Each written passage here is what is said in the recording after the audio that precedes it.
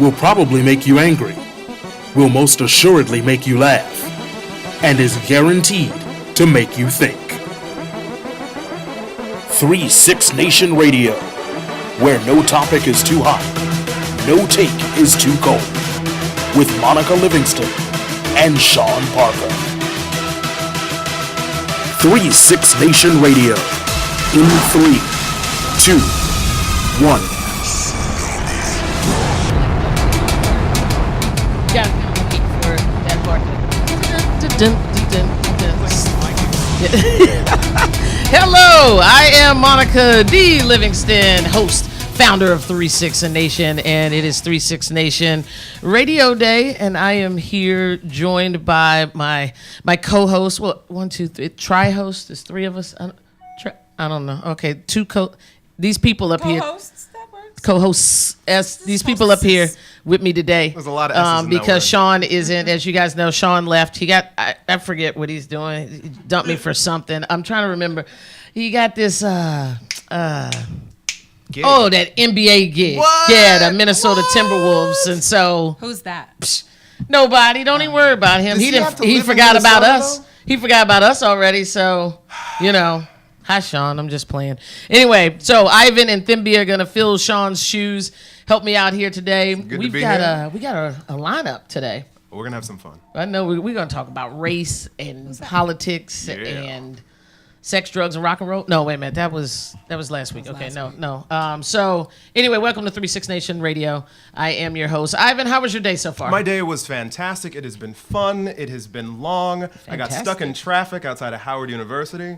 And we had this, I was in the Uber coming up here. Okay. And the woman that was driving me was this young woman who's grad school from West Virginia. And we had the best conversation about politics and religion and free will, stuck outside of Howard University. We didn't move for like 20 minutes, just sitting there talking about science and facts. And So you paid for that conversation? I You paid, didn't yeah. Think That's, about you know getting what? out. It'd be Is that like cheaper the to- people who pay to cuddle? I'm just check my notes. Oh, man. I remember that what I'm article. talking That about? people, I saw that on it was an Pay for a HBO nice special. conversation. Yeah, you cuddle with someone and you can pay somebody to cuddle you. Sometimes that's all you need. You know, Yeah. you just And want... when you're done, it's like, okay, bye. Yeah, exactly. Yeah. Seems a That's like little Uber. strange. Oh, how She- much does she a pulled cuddle up- cost? Per Like hour, 50, per minute? $60 an hour. What? I mean, I saw it on the. Oh, I hug the hell out of somebody. I just, due diligence. You want to be aware. right. You just In happen case to. you might want to cuddle. Like one day, you might feel like, I could really use a cuddle. You want to know what the price point is because you got to check your bank account. I'm just saying. And you know that there is, in America, you can get what you want, right? That's right. That's right. Boom. You need a hug? There's a $60 hug bucks available. for a cuddle. All right, I'm gonna start a side business. It's radio gigging, panning out. And Thimby, thank you for joining us. How are you today? Hey, I'm great. Yeah? Great. Perfect. All right. Yeah. Well, listen, that's it. We're going to be back with 3-6 Nation News after our first commercial break. We're going to get into some topics here. It's a little steamy in here today, so don't make sure you come back. This is 3-6 Nation Radio. We'll be right back. I love how USAA gives me the peace of mind and the security just like the Marines did. At one point I did change to a different company with car insurance and I was not happy with the customer service. We have switched back over and we feel like we're back home now. The process through USAA is so effortless that you feel like you're a part of the family. I love that I can pass a membership to my children and that they can be protected. We're the Williams family and we're USAA members for life. Call USAA today to talk about your insurance needs. I love how USAA gives me the peace of mind and the security just like the Marines did. At one point I did change to a different company with car insurance and I was not happy with the customer. Come on, hustle. Get your head in the game. Come on. Are you setting the right example for your kids? Are you even trying? The ball's down there. What are you doing? You need to get some confidence. Come on, hustle up, get up there. Reviewing last year, ad revenue has declined 15%. Come on, get your head on straight. Before your child's next game, ask yourself, how would you like it if they copied your behavior? There are many ways which we can improve. That's for sure. You need to get some confidence. Positive Coaching Alliance has valuable tips and tools to help our kids perform their best while keeping sports enjoyable for everyone. Their development zone is a great resource for parents like us. Positive Coaching Alliance, creating better athletes, better people. Learn more at positivecoach.org/Fox Sports. It's about respect. Respect for our teammates, respect for our fans, and respect for our game. It doesn't matter who you are or where you're from. On this team, we're a family. Racist, sexist, and homophobic language have no place on our team. We pledge to make our locker room a safe place for everyone. No matter your race, religion, or whether you are straight or gay, if you can play, you can play. All right, and we are back. Listen, I got thrown off in the beginning. I forgot to tell everybody about our community spotlight segment.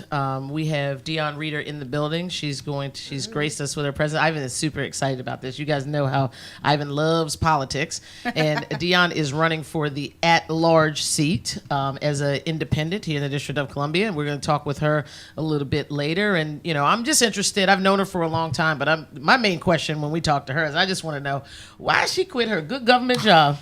Okay. Good government job. Good government job. With the She's about a GS 37. That's what I'm talking about. That good money. And decided to get into this mess that we have going on here in politics. I think I know the real answer. She's always trying to help people, but we'll get to that a little bit later. First, let's do some 3-6 Nation news. Ivan, what you got for me? All right, today, good news. Okay. It's a good news and bad news. Toys R Us, America's favorite toy store, is going bankrupt. Dang, which is the bad news. They're filed Chapter 11 bankruptcy, and the giant that it is struggling.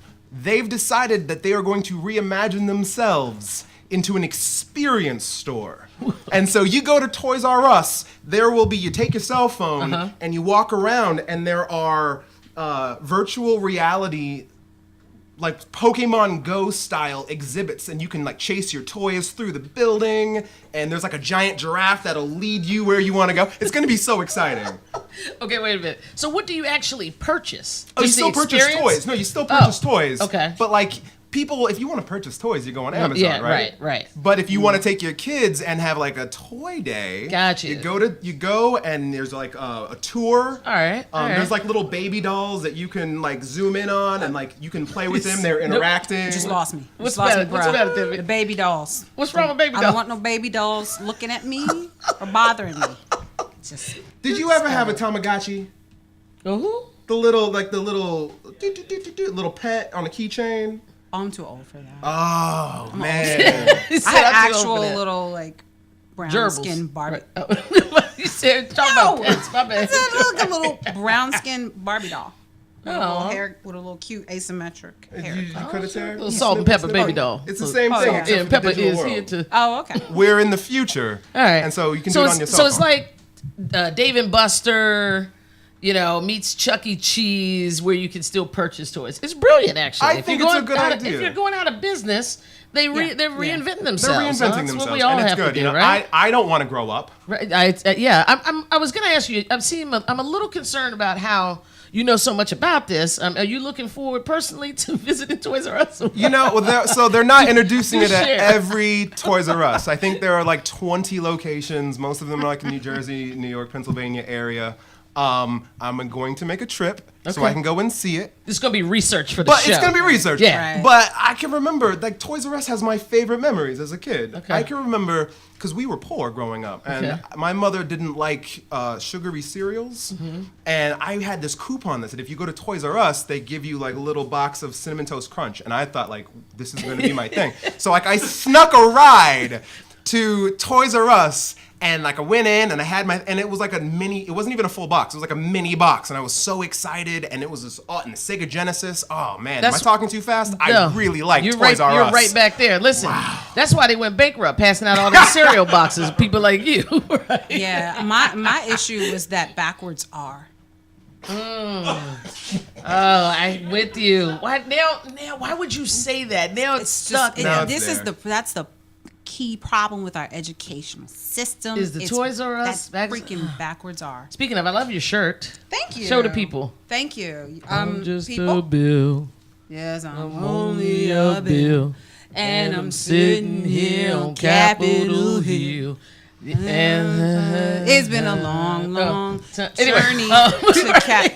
Yeah, anything happens on this show. So, all right, thanks for the update on Toys R Us. Then, what you got for people? Your news story. So, okay.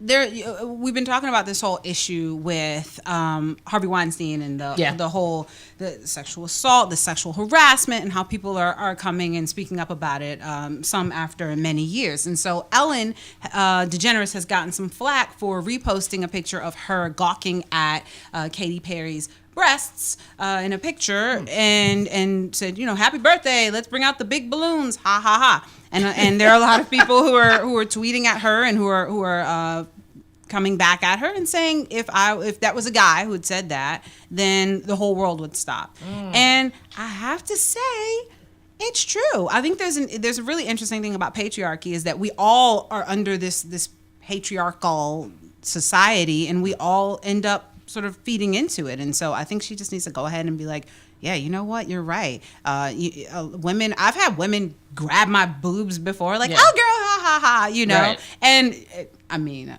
it's cool, but I'm not saying it's not okay. The difference is you asked them to do it. I asked them to do it. I was like, right? The point being that, like, I think as women, we have to be very careful about the liberties that we take with other women, because women are already subjugated enough in society. And I think a lot of times we will laugh it off and say that it's okay, but it's not. And so I think she's just I mean, I want a male's perspective here. So Ivan, and I think the other thing to remember in this is that Katy Perry and Ellen are friends. So does that change, the tweet at all, or is it still, something that she shouldn't have done? When you knew about the story, what's your thought on it in terms of it? Does it less bothersome? Do you think it's okay because it's two women, because they're friendly? Does the gay factor have anything to do with, in your thought process?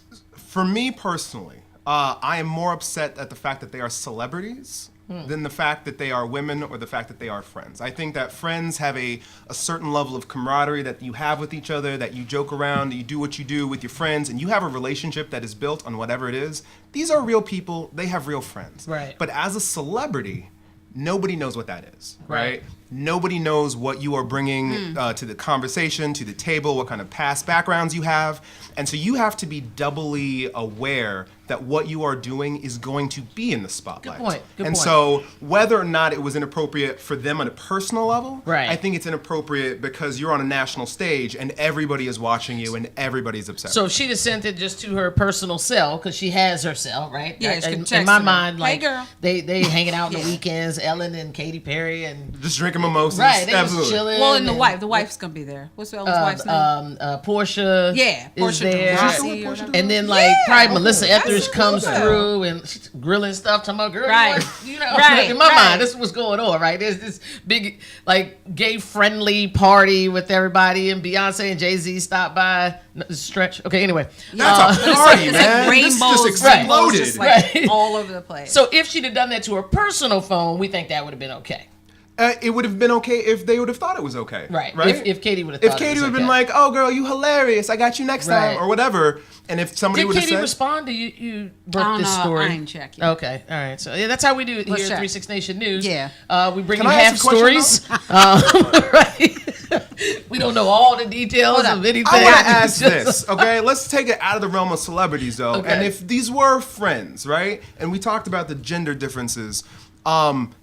It would have been, I would say it would have been crossing a line if that had been a guy doing that. Say that just like you said that, though, again. I would say that it would be crossing a line if that had done that. If it was a guy. Right. But I can't speak to the relationship that women have with other women. And No, so you can't. If I was a guy hanging out with other guys, the things that we do Yeah, what do y'all can do? be, it's brutal and Like, probably mean disgusting. and like you ever seen some guys guys are like gross. they're gross, Yeah. they're mean Yeah. and gross. Yeah. If I saw two girls doing that, I was like, oh my gosh, what is happening? Right. If I see two guys doing that, I was like, they are jerks. Right. And there's a difference in how I think about how they interact with each other, only because I'm not in that community. Every time I But is that interact with patriarchy? women, Yeah. every time I interact with women, suddenly I'm the guy who's interacting with women. And so I don't even have a vision of what that looks like when I'm not around.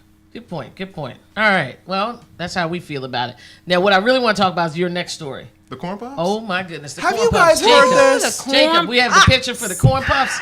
People that are watching, look at this right All here. right, which one of these corn pops is not like the others? Come on, it's centralized. You see the negative space around him. It's the one wearing you see clothes. the red background. It's the one wearing clothes. Let's come from a graphic design perspective. Ooh, that's y'all. deep right there. We're real broke down focused. I'm Willie's just corn on a saying. stick. I'm just saying. So Ivan, what's the story, man? It's your story. So What happened? apparently, Kellogg's corn pops, the makers of the corn pop, somebody saw this on the back of one of the boxes, and they said, "Hold up a minute." Right. And Kellogg's immediately, within I think 4 hours, did a full recall. The art was deleted. Yeah. Apologies were sent out. I want to know. Listen, we talked about Dove last time I was. Yep. We talked about Dove, and we said, "Come on, get your act together." Then we wait several weeks, Right. and this here we is go still again. happening. It's still happening. There are a bunch of people that have to approve any kind of ad that goes out to the public. What does the boardroom look like where you're sitting around and you're like, listen, okay, I got this one. This is what we're going to do. We're going to put this on the back of the cereal box. Oh, man, it's and not a we've corn got this pop, it's a one. raisin. Show the picture again, Jacob. And we got this one little corn pop. And he's going to be the darkest one. And we're going to have him clean it up. Why, look at all the other You have shoppers. Yeah, you have kids. they're You chilling. have people juggling. You have He's drinking. jump ropers. Right. You have a guy who's literally snorkeling inside the pool, He on inside the vacation. fountain. Right. Okay. And you got the one guy who's working. With our Beats Earphones headphones in. on, right? 'Cause Come you on know how now. we do, right? Come on ridiculous, now. absolutely ridiculous. So, I good was on news the for fence. you, Ivan, though, is there are a lot of cereal boxes now you can get. Okay, so Where's my Cinnamon Toast Crunch? Yeah, I just have to I settle think this for comes back to the Toys R Us situation. Here's the question, though: are we becoming too sensitive? Like, is it a possibility at all that this is not a racist ad? No. Everything's racist. Okay, this will be a whole show. Okay. Just saying. I'm playing devil's advocate. Monica. I'm saying maybe they wanted the janitor to shine. Have an out. He's tanned because he has to work inside and outside. Did you I'm miss sorry. my joke? I'm gonna do it again. Maybe they wanted the janitor to shine. Shine. Get it. Get it. Thank you. All right, so it's a racist joke. Oh, Jacob, what do you think? What? Maybe it's a different what? I didn't find a different one that looks. Okay. He's postulating that maybe we are all just focusing on the one that we think is racist, and that wasn't even the right one. He looks different. Why do we assume that the other corn puffs are white? Maybe they light skinned. You know what? Well, see, but the thing is, right? We've been taught through movies and television and all types of advertisements that white is the default, right? So whatever color something is, if it's green or if it's purple, whatever, is really white. It's a surrogate for white. And so if something else is another color, like you got this one thing that's the other color and it's the janitor, yeah, people are gonna be sensitive. You know, some people are like, oh, it's just a cereal box, it doesn't matter. But the point is that is how racism works. It's systemic. It's in every single thing. It's this idea that there are all these tiny little subliminal messages, Sure. in addition to the blatant ones, like people, you know, blatantly redlining areas where people can't live and people can't travel, and sitting you in a train car that you can't sit in a certain part of the train car. I mean, you know, Right. it's Yeah. the thing, right? Don't get come down on to now. listen. I'm just saying. It's an hour show. I'm Calm just down. saying. Okay. I am more upset about this by far than I was about Dove. Yeah. Because one, this is for children. Absolutely. I was just Right? getting ready to say This that. is on your Right. little 5-6-year-old's breakfast cereal every single morning, and And- sends that message and ingrains that message into that Yeah. little black child's head that's what I can be, is this janitor, and only You can't be the that. tourist. You can't other be the people. ninja. Right. You can't be the snorkeler. You can be the janitor, though. Yeah. And Every corn pop on that picture is the exact. It's not like there are shades and the dark one Good was a dark one. It was, there is one color of corn pop, Right. except for the janitor, which is a little bit darker. Yeah. And that is not just problematic. That is Yeah. offensive. And Kellogg's apologized because they knew they were wrong. They were like, you got bad. it. My bad. You got it. All right, so And good for them. Kellogg's, that's how we stand here at 36 Nation Radio. Kellogg's, we caught you. We see you with your little corn puff janitor. We called you out on it, and you knew you were wrong. And now what are they going to do with all the recall? I mean, I want them to send them to Toys R Us and give them away. No, they'll probably donate them back into some community and do the whole thing all over again. What they should do is take their little sealed pouch that they come in and put that cereal in the new boxes and then give those boxes away. That's what I want Kellogg to do. It's gonna squish. It's not gonna sit right in the box. Plus, who's had corn pops up in here? You ever had a corn pop before? I never had a corn pop in my life. Never in my life. It looks disgusting. Really? And that's just on top of it. That's just insult to injury. It's not the best. It's not the most sugary cereal. I mean, like Sugar Smacks are much better, or Frosted Flakes, but Corn Puffs. Then ones like cut your mouth up. Which one are the ones that cut your mouth up? Oh, Fruity Pebbles. Oh, Fruity Pebbles. Pebbles. Yeah, Fruity Pebbles can be dangerous. Yeah, like a lollipop when it gets at home. Invented to like counter masturbation. Say what? What? Okay. Corn flakes. I'm sorry. Oh, yeah. So you're right. that was our engineer. If you didn't hear him, that's okay. We're gonna go to commercial break. Right? On that note, it'll be Community Spotlight segment when we come back with Dion Reader. Whoa, what a lead in there, Jacob! And we're gonna switch gears completely from cereal and whatever Jacob mumbled and talk about our great community here in District of Columbia. In fact, Jacob, let's show Dion's video that I sent you earlier so people can get accustomed to her before we actually end up talking. It's 36 Nation Radio. We'll be right back. Growing up here in this home on King Street in Columbia Heights, I was tremendously blessed. My dad worked his entire life at George Washington University, and my mom ran her own small business right out of our basement. They taught me if I trust in God, get a good education, work hard, and play by the rules, I can accomplish anything I seek out to achieve living here in the district. So I graduated from Roosevelt High School, right up on Georgia Avenue, went to West Virginia State University, earned my degree, and came back home to start my career. I started working on Capitol Hill and also working with my church in the community. And I realized what my parents taught me just wasn't true for so many residents in so many neighborhoods. If you work hard, play by the rules, the opportunities just wasn't there for all of those residents to succeed. So I decided to leave Capitol Hill and do something about it. Dion Reader has spent her career in service to the community, working to provide opportunities for hardworking folks. After leaving Capitol Hill, Dion went to work at the DC Community Prevention Partnership, where she developed a college prep program that helped over 200 young people get into college. More than half were the first in their family to go to college, and 75% of her students graduated. She caught the attention of then DC CFO Anthony Williams, who gave her a job and a $9 million budget to curb youth violence. When Anthony Williams became mayor, he hired Dion to be his neighborhood services coordinator in Ward 8.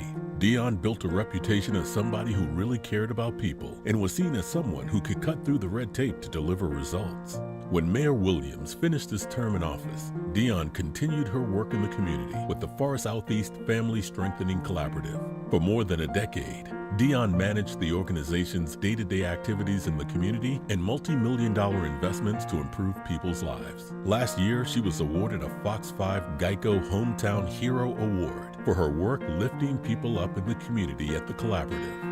Seeing a food desert in Anacostia, Dion led a team to start Cheers at the Big Chair on MLK Avenue Southeast, a full-service restaurant that not only serves the community, but hires their employees from the community. She leads from the heart. Through her passion, her education, her experience, her outreach to not only the Southeast community, but throughout the city. She actually has transformed lives, through working with the collaborative, but it goes beyond that. Okay, she herself will stay up all night with someone who just lost the job or who lost their child, who needs food, who needs clothes or shelter. She personally will stay with them and help them. And I think as council member, she will do that for the city. She has a unique set of values that have to do with growing community. First of all, she has great expectations for the residents of Ward 8 and Ward 7. She intrinsically believes that they can do wonderful things if we give them the opportunity and the skills. And she moves from that. She values people. She values institutions. And she values hard work. Those are the kinds of things that you can depend on her for. She has a lot of family values. Her morals are very high. And she wants to see the community grow and do better so that people don't think they have to stay where they are. They can excel, excel, excel. No matter where you live in the city, if you're willing to work hard and play by the rules, you should have the same opportunity to provide for you and your family. There's a lot that the DC Council can do to make this a reality. We just need someone that's willing to step up and be the champion for this cause. Today, I'm stepping up and officially launching my campaign for the at-large independent seat on the DC Council, because I believe we all benefit when we all have equal access to opportunity. If you share this belief, join us at DionForDC.com and become a part of our campaign.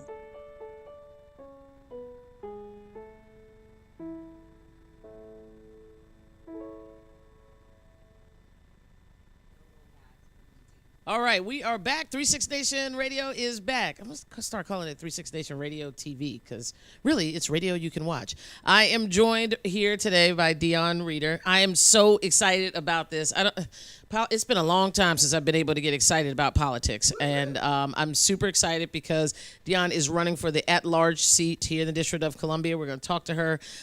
She's a friend. I've known her for years, and the work that she has done in the community has been outstanding, and with the collaborative, and even before then. And I was going to read your bio. I told you that, and I was going to tell you guys how wonderful she was. And I have this thing about reading bios, and I think, of course it sounds great, but when you hear a person talk about what they've done, where they've worked, you can hear the passion that comes out. So, do your own bio. So let me just ask you this, because, are you qualified?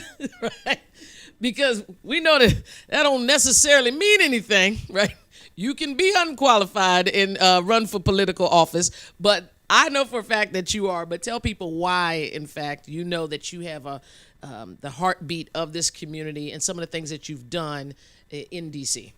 Well, thank you, Monica, for allowing me to be on. What's up, girl? I'm so happy you're here. Right. So Dion and Monica got a whole different relationship. Yep. Thank you so much for the opportunity. To ask me to tell you about myself is kind of difficult because it's not like I had this plan for my life that I was going to do A, B, and C, and then I was going to run for office. It was never that. I was raised by two God-fearing, loving parents, and one of the things that they were very involved in is in our community. I used to laugh at how my mother would cook dinner for the five of us. I had in my home with my mother and father, I had two sisters, and I had two older brothers, but in my home, my mom would cook for us, and that would turn into a dinner for us, our friends, and whoever else walked down the street. And if you want a meal, you want to plate, especially on Friday, Fridays you fry fish, so you guys know that.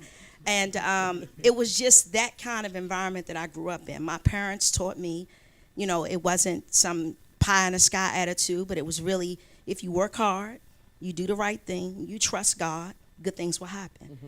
And you treat people how you want to be treated. So regardless of where you were in life, your economic status, what you did, it was important. It kind of chokes me up when I think about it because, it really was important for my parents to understand that, and that's something that happened before I was born. Mm-hmm. So it just was in me, if I could say that. Yeah. So everything that I've done, not perfect, don't get me wrong, I'm a mess, I've made some bad decisions, but inside me, innately, I believe that we have a responsibility to each other, and that's people, not no color, but people. Right. We have a responsibility. So in my life growing up, I did a lot of work, and actually a lot of my community work stemmed from a tragic experience. My oldest sister, who was my idol, was murdered by her husband when I was a sophomore in college.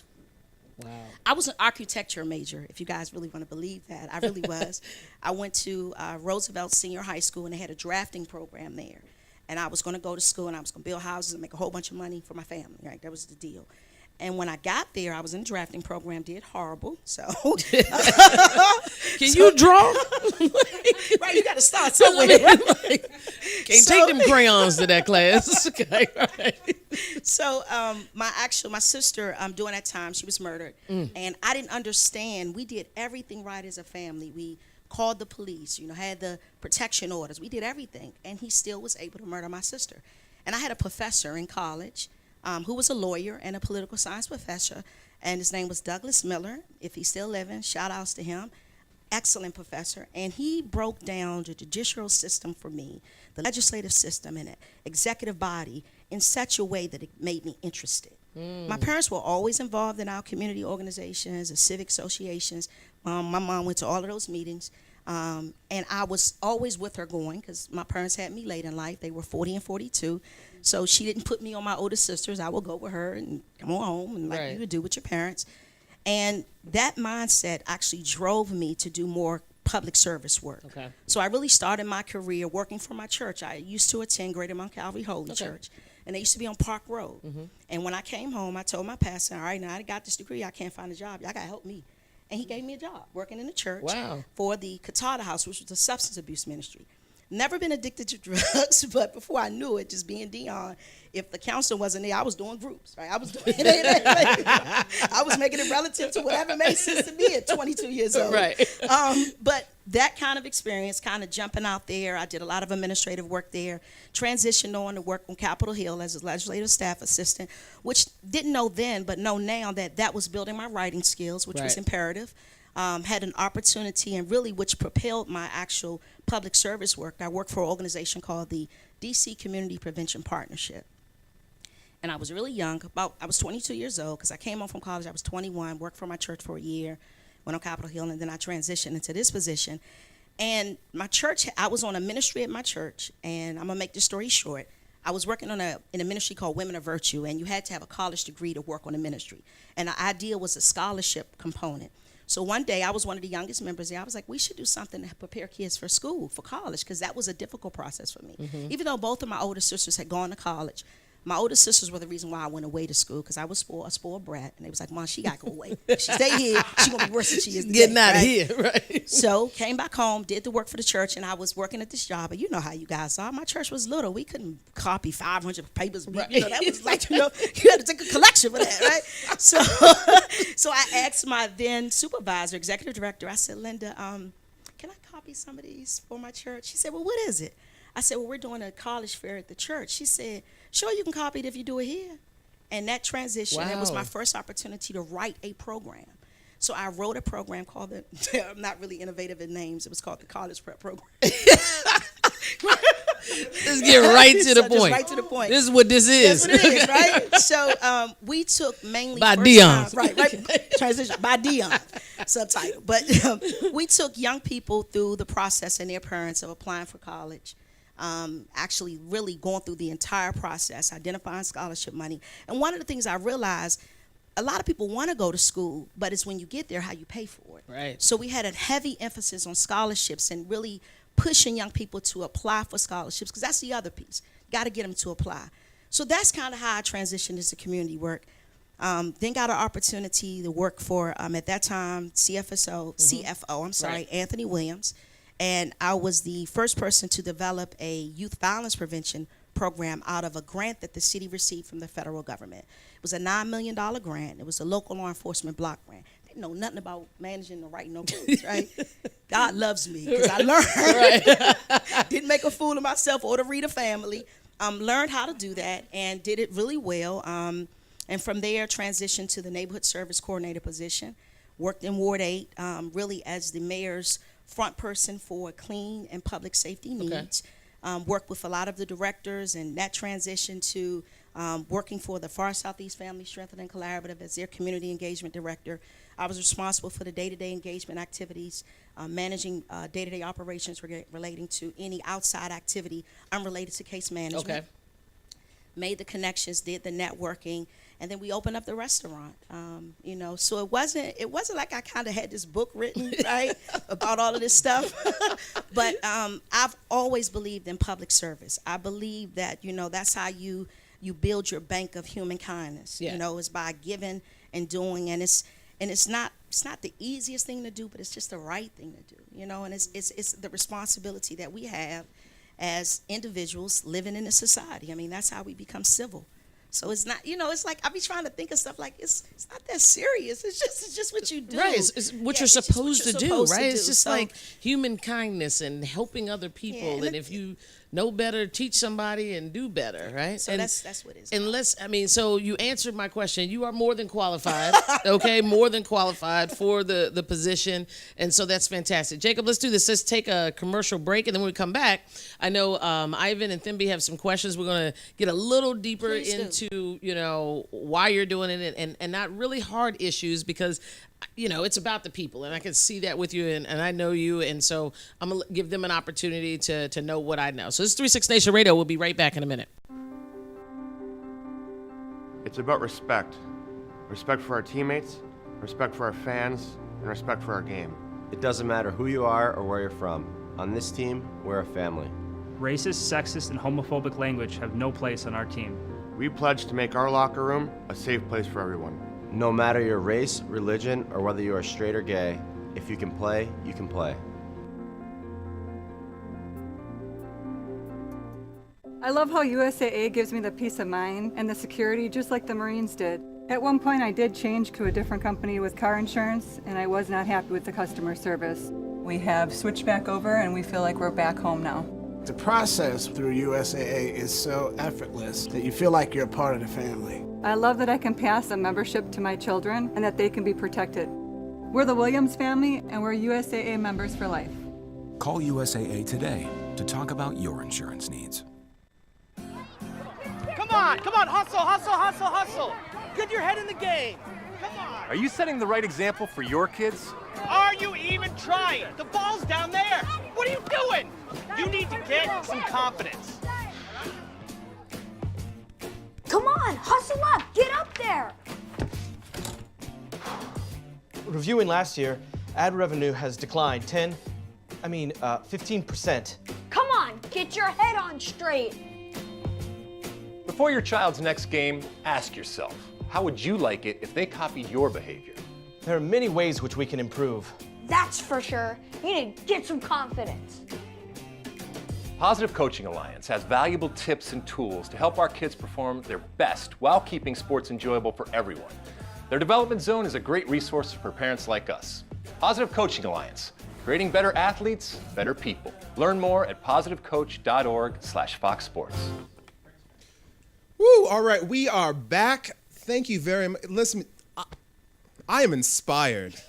I was just thrilling to hear your story, where you've come from. I do have a couple questions. Sure, please. As I'm thinking about DC, I know a lot of people don't travel outside of their areas, right? So I'm in Northeast 8th Street corridor, and I live there, right? People in Northwest, they stay in Northwest. People down in, down by Blue Plains, they just don't get up this direction. So can you share some of the differences in these cultures? Because you talk about access a lot.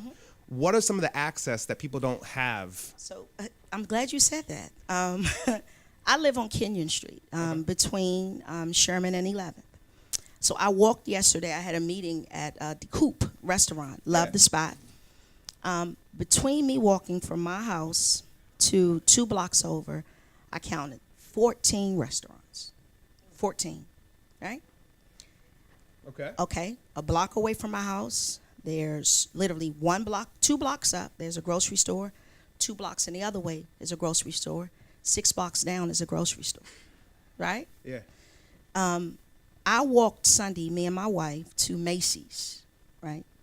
Now, wasn't a long walk. We enjoyed ourselves because we had wonderful views to see as we walked. Nice, beautiful day, right? But it's something wrong when you have a community that's 75,000 people. You have 1 grocery store and 4 sit-down restaurants. Wow. So you don't have to leave your community, right? I may not have to leave mine, and I have all the amenities I need right there.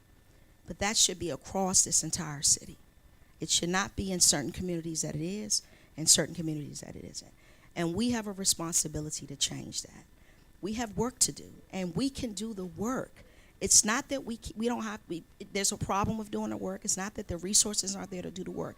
And it's great to be able to spend a Sunday in your neighborhood, not having to jump on a bus to get to the grocery store or wait in a line for 2 hours because it's so overcrowded because it's the only one there. That's what we deserve. This is not something that we should be doing just because we should do it.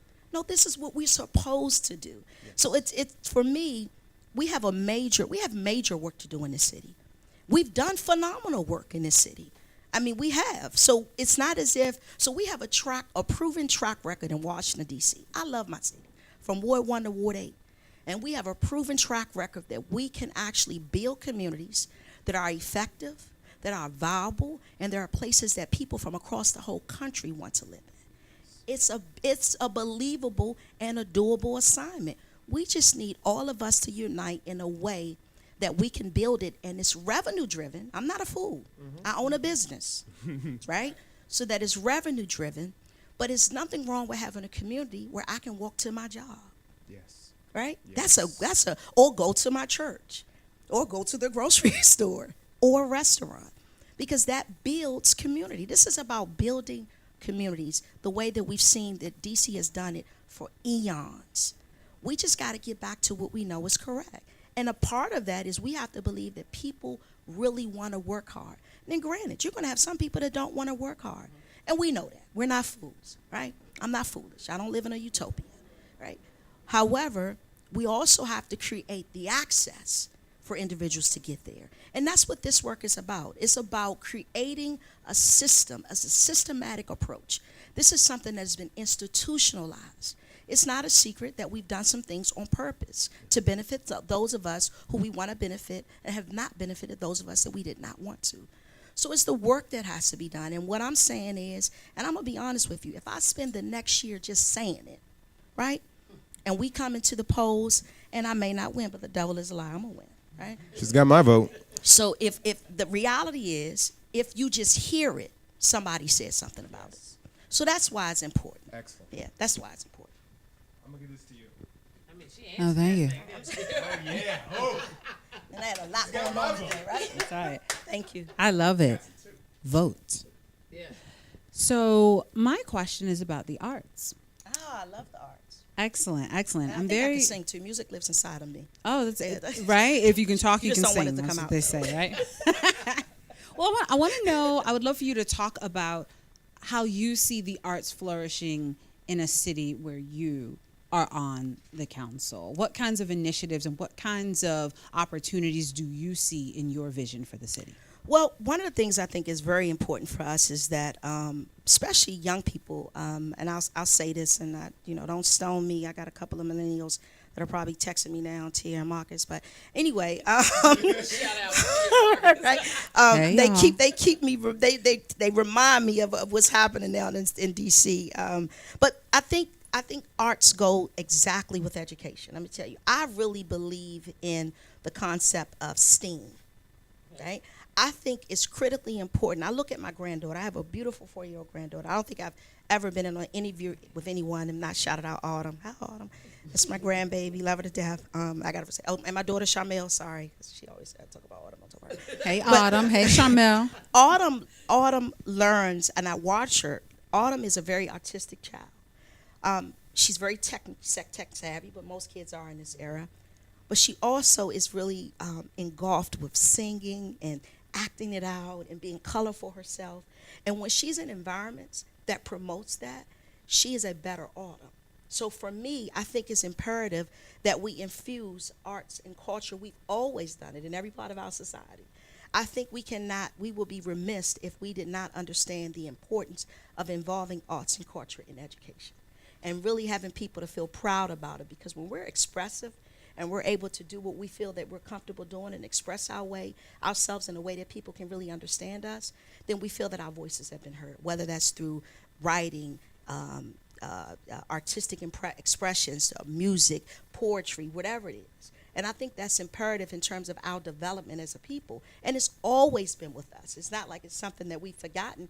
We just haven't placed the energy and the efforts around it and the resources to ensure that every last person that comes across us in every part of the city, they see the art. And I'm really, really proud of what Arts and Humanity Council has done. Because if you notice, they've been doing some great stuff around the city, and they're being very innovative in terms of how they're actually, I'll say, distributing their resources in parts of this whole city so that we all can be a part of the arts movement. So I think we're moving in the right direction. And that's thanks to our city and the work that's being done through this particular mayor. And I think it is important that we see arts as a part of our daily educational process. So yeah, I think it's important, and I think it's imperative, because it's what, I mean, we all like that. You know, DC has our own genre of music, you know, go-go. And if you know, and if we weren't able to express ourselves, and I'm a go-go head, right? I gotta tell you guys. But if we weren't able to, I am. Anybody know me? I am. And if we weren't, and it's a group of people, group of us that enjoy it so much to the point it reminds us of the DC we know. So that's important. And again, at 46 for me, it's still imperative into everything that we do. So I think it's important. I definitely do. Thank you. You're welcome. I got a question. All right, so your wife. Mm-hmm.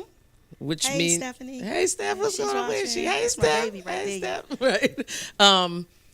How has, you know, a lot of times, especially in Black communities, we struggle with embracing gay, lesbian, LGBTQ, and Z. I can't keep up. Right. My bad.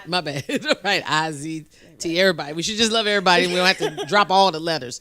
But talk a little bit about, first off, your restaurant, your as a business owner, how you were received in the community, being that you guys are, you know, lesbians and own a restaurant in the heart of Black community and culture, like you're in Ward 8. Okay. How has that been, and are you worried about it? The second part is, are you worried about it in terms of for your political career? Okay. So how has it been, and then am I worried about it? Okay. So how about the worried about it first? Go for it. All right. No. Okay. And done. Let me say this. I grew up in a typical Bible-beaten family. Even went to a Bible-beaten church, and you know, everything around me was that I should don't come out. You better stay in the closet, and you know, right. Yep. don't disgrace us. Yep. You know, and the wonderful thing that I learned from the church that I mentioned early, Greater Mount Calvary. I'm no longer a member there, but what I thank Bishop and co-pastor for more than anything is that they showed me how to have a relationship with God. Right? I got to know God for myself. Right. This is an independent relationship. That right? relationship, and it did something for me that made me realize, if God is who He say He is, I ain't make me. I didn't create Dion. Right? I'm a daddy's girl. I had an awesome daddy. When you talk about Joseph Rita, you know, I kind of see myself as a little Joseph Rita. Like, I really do. Right. I have an affinity to young men. Anyone who knows me, right? Young men are always around me. I'm always mama, hugging them, auntie, want to encourage them. And that stemmed from the strong man that I saw in my dad, right? But that has absolutely nothing to do with the fact that I'm a strong, beautiful queen, right? And I love other queens. Oh, come on, so I'm not, I didn't create Dion, so I can't figure out why am I like this, and that spends too much energy, and it takes away the energy of the work that I'm supposed to be doing as a child of God. So I don't get into those conversations with people in terms of, well, you did this and you did that. That's your opinion of me, and I'm fine with that, because I'm still me and God still love me, and that's what I believe. So I don't really, for lack of a better, I don't care what you think. I actually met my wife when I was 27. She was 24. We, like any other young couple, weathered a couple of storms together and worked some things out, separated for a minute, got back together, and it's been 18 years. And 5 years ago, we said we're going to get married, and it wasn't so much because we thought that, you know, marriage equality, you know, we wanted to ensure that we were living a white life. First, it was pleasing. Second, that, you know, if anything was to happen to she or I, that we were able to be protected. Absolutely. And that our family understood that. My mom was deceased before I came out.